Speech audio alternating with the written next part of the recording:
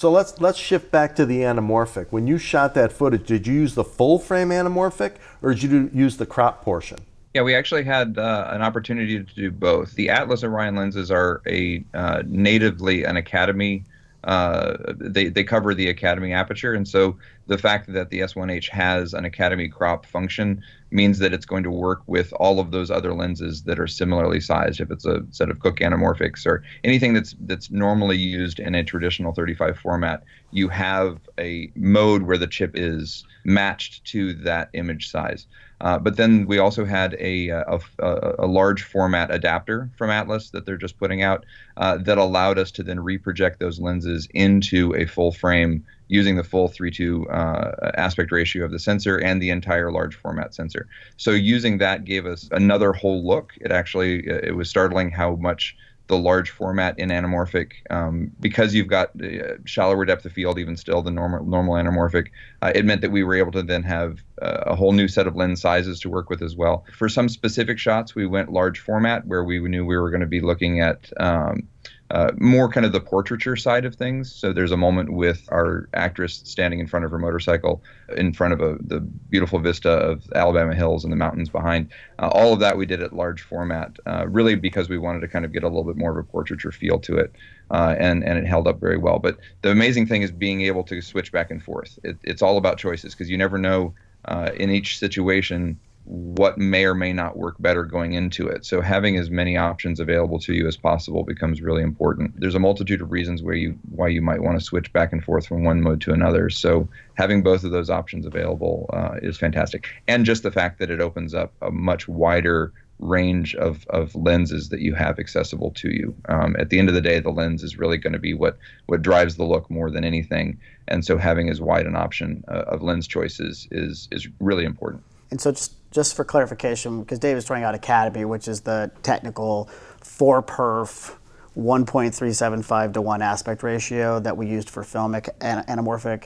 The camera has a 4:3 aspect ratio capture, which is 1:3:3, and it's effectively the same size as the Academy size. So you're effectively getting the same look as 4-perf 4-perf anamorphic capture with this, or you can do the full sensor. And the way we designate that, just so everybody knows, it'll be the anamorphic modes are the ones that are the Academy crop he's talking about. Now, when you used the lenses for your anamorphic, did you use some sort of a PL mount adapter?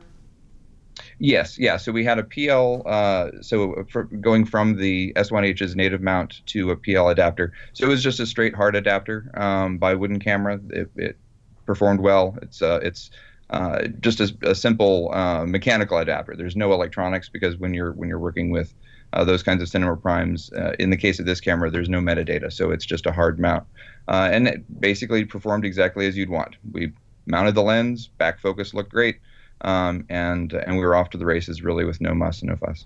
Well, let's talk about the green screen. Obviously, you do a lot of green screen work. How, moving from micro four thirds to a full frame camera, also the 4K, 6K, how does that help you in green screen mode?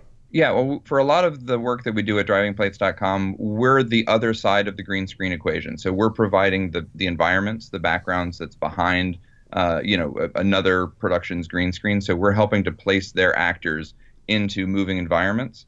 So we're looking at trying to create environments and backgrounds that have the same fidelity, the same image quality, and that feel seamless when they're composited behind things that could be shot on large format cinema cameras. Every kind of camera that you can imagine that's being used in major broadcast production is capturing the foreground. We have to make sure that our backgrounds match that.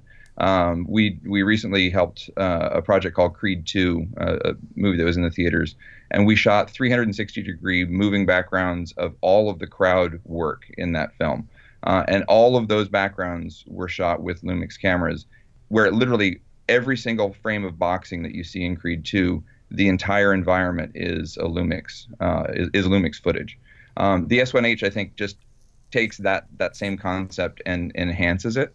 The fact that we have access to really good color science, the fact that we have 10-bit 422, even if I'm using this for my foreground camera, we're going to be able to pull fantastic keys because you have the extra color depth and the extra resolution. Being able to shoot whether it's 4K 10-bit 422 or going into some of the 6K modes. That extra resolution is really going to help to pull a cleaner key, and especially in 6K, being able to do a key in 6K and then down res it to your distribution format is just going to help clean up that process. So whether you're using it for background plates or whether you're using it as your primary foreground camera, this camera really performs better than I expected. Honestly, it's been fantastic.